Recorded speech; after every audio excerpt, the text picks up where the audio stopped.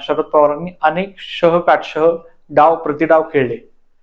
मग त्याच्यामध्ये विचार करायचा झाला तर 1978-79 हे वर्ष, ज्याच्यामध्ये वसंतदादा पाटील महाराष्ट्राचे मुख्यमंत्री होते आणि मुख्यमंत्री असलेल्या वसंतदादा पाटलांना शरद पवारांनी शब्द दिला की दादा, मी तुमच्या सोबत आहे, मी तुम्हाला सोडून कुठेही जाणार नाही.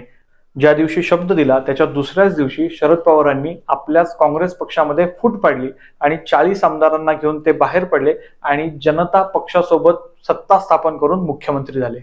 मग मला रोहित पवारांना एक प्रश्न विचारायचा आहे, हा राजकीय डाव होता की राजकीय व्यभिचार होता?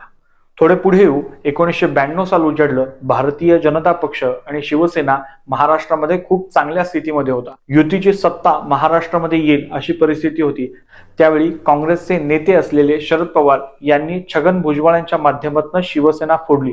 मित्रांनो, थोडा इतिहास लक्षात घेतला पाहिजे.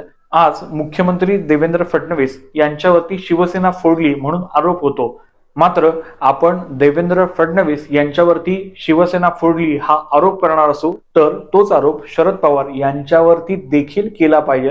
छगन भुजबळ यांच्या माध्यमातून शिवसेना शरद पवारांनी फोडली. रोहितदादा पवार हा राजकीय डाव होता की राजकीय व्यभिचार होता?